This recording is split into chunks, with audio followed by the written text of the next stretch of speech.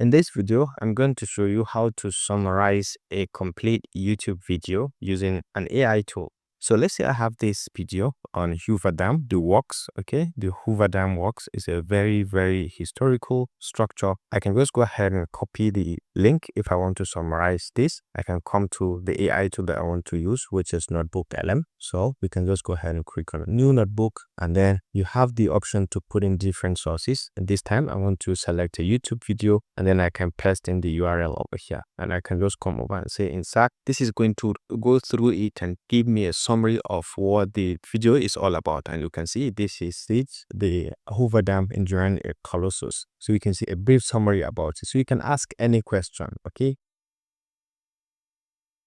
Can you give me a complete summary of the sections covered in this dam design? So we can just go ahead and hit on enter and just give it some seconds, and it is going to help us to summarize the key things directly from the source that we've just added, which is just a YouTube video.